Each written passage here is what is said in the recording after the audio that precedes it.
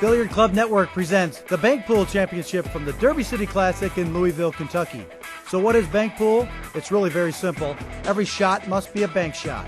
But there's no slop in this game. Each bank shot must be pocketed clean without hitting any other balls on the table. And the player must call his shot before he shoots. The first player to bank 5 balls wins the game, and 3 games wins the match. Well now, maybe it's not as simple as it sounds, but it's all brought to you by Diamond Tables, designed by players for players. Simonis Cloth, authentic, accurate, always. AccuStats Video, watch the game on DVD. Chalk Off, the complete pool table cleaner. And the Billiard Club Pro Shop. For all your pool and billiard supplies, visit billiardclub.net. You're watching Bank Pool on Billiard Club TV. And now, here's your commentators, Tony Annigoni and Danny Diliberto. Billiard Club Network presents the Derby City Classics 9-ball banks featuring Shannon Daulton versus Gregg. And I'm a pleasure to be here with Danny Diliberto, an expert in all pool games, and specifically bank pool, one pocket, and thinking man's games particularly. And Danny, it's a pleasure to be working with you again. Well, thank you. It's a pleasure also. And I'd like to tell the people this is the 7th annual Derby City Classic. And this is the first division of the 3 events. And every year it winds up with banks first, one pocket, and then 9-ball. This is the bank, so we have a whole 8 days of great pool coming in 3 different games. You know, I would like to point out that these 2 competitors just were 2 participants of 6 in a 9-ball ring game, a bank pool ring game, all 15 balls that was hosted last night. And, you know, Grady Matthews' creation, and the Billiard Club Network was lucky enough to be able to televise that. And oddly enough, these 2 guys were the last 2 players in the game. We had a very exciting finish, Danny. Yeah, we won't tell you the end. You have to buy the tape. There you go. But it was these 2 that finished first and second. A very exciting match. Anyway, let's get into this one now. Gregg has broke the balls, and he's made a ball, so he's going to allow to continue to shoot. I'd like to point out the format here is races to 3 out of 5, best 3 out of 5 games. So you can't make too many mistakes in a situation like this, can you, Danny? No, you don't want to lose that first game because you almost have to win the rest of them to win the match. He's playing the 8 cross corner. And let me explain for people who don't know that terminology.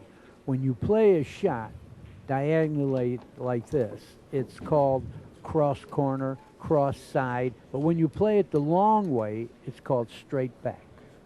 You know, in the corners, this is cross side he's playing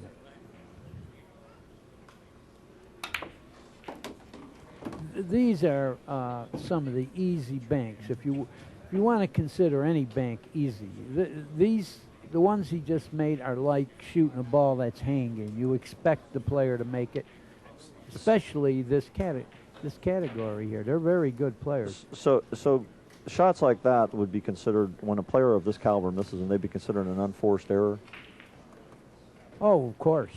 No, you got to make those kind, or you would give him an error for sure. Now, if it's difficult, this is a little trickier because it has a little angle to it. It's not straight in, but it didn't roll off.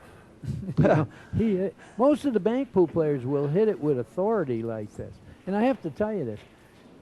Shannon is from Tennessee now, but he originally was from Kentucky.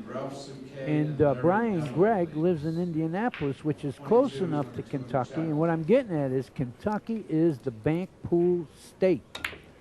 And that's the reason most of the top bank pool players are from this area. They grow up playing bank pool. Danny, what are some of the other areas that guys are playing bank pool in? I mean, that would be prominent in your mind. South Chicago. Okay, South Chicago. Okay, we can talk about it during the. Okay. You know, he needs one. In other words, you know, he just made it look easy. He needs one bank, and the first rack is over. He needs 2 now.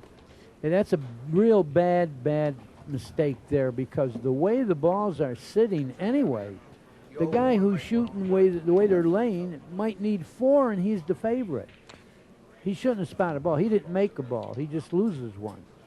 The ball, yeah. Okay. I'm sorry. Then he did. Yeah, he didn't need one anyway. There was a He needed ball. two. Yeah, Danny, there was a ball that went in on the break, and that's why Right. they're spotting two Yeah. right now. So Shannon will start with ball in hand here. Yeah. After the break, and you make balls, you spot it after the inning. See the way they're sitting. I mean, it's not inconceivable to see him run out. So a player like Shannon, what is he thinking about when he steps up to a layout like this, Danny? Or what should he be thinking Well, about? most of the bank pool players think the same way, the top players. They're not going to shoot a tough bank to get position on an easy one because you figure to miss the tough bank and you're playing position for your opponent. So they have to have that in mind all the time. Like here, it doesn't matter. This is free. He figures to make it, and he's not going to leave anything soft anyway. Get it? See, Got it. that's Yeah, what he wanted yeah. to do there. And then now he's in the match here. Will he try and make this ball and break these? Do you think? No, no way on earth. He's gonna play it straight back. Look at that shot. And drew the ball. You see, he didn't want to shoot that tough shot and stick there because you're automatically leaving an easy bank on the 9 cross side. Gotcha. And they got to be aware of that throughout the whole game. Well, this game is certainly tightened up with that error by Brian Gregg. Now, if I have my count right, it's 3-all, right? No. No, excuse me, No, 4-3. 4-3. Yeah. Oh, he played the ball. I'm surprised at that. He didn't make it, but I'm surprised he played the ball because you see the cue ball came way back. In other words, if that ball didn't hang, he sold out. I thought he was just going to play a safe and leave the guy long, close to that end rail, and let him go. But he shot a shot that the cue ball came back in play. That's a no-no. He got away with it, sorta. So a term that's used in other games a lot is a shot safety, or in snooker they refer to it as a shot to nothing. So that's a shot that's in play in this game all the time. When a guy's going to shoot a tough shot, a tough bank, he's trying to position the cue ball where there's no possibility he's going to leave his opponent an easy opportunity. Okay. He needs 2. He can't get 2 with that 8 hanging, so he's going to cut it in. Oh, that's no. He left the shot. He's supposed to hit it much thinner and leave him way down the end rail, and he becomes the favorite, even needing 2. But now he left it. If you're playing one pocket with Shannon and you leave him this 5 cross corner, you could forget it, So he really made a bad no-no there.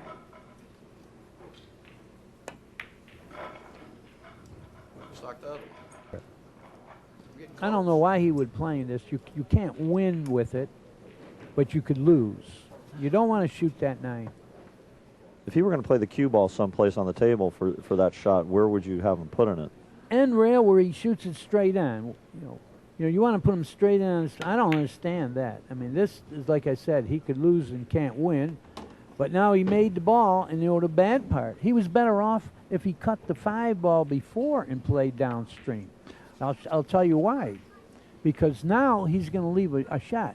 If he cuts this ball and goes downstream, he's still going to leave a bank. But with a ball on the spot, it would have went behind it. Gotcha. Yeah. Yeah, that's kind of You where see you it? wanted him to go Yeah. with the ball on the spot. He would have been in a much favorable position, even though would he have got another been ball. better Yeah. off needing 2 with the balls on the spot right now than now because he's got to sweat this out. This is the game ball. Well, he played very aggressively on that prior shot, and almost to the point where I thought he was trying to billiard that 5 in. So if he made the 9, he had two balls. Yep. He escaped this. Brian did escape this because Shannon did not make the ball. He did put the cue ball in the right spot, but still you got to sweat out a bank. That's cross side and facing the pocket. You don't want to give a guy a shot like this.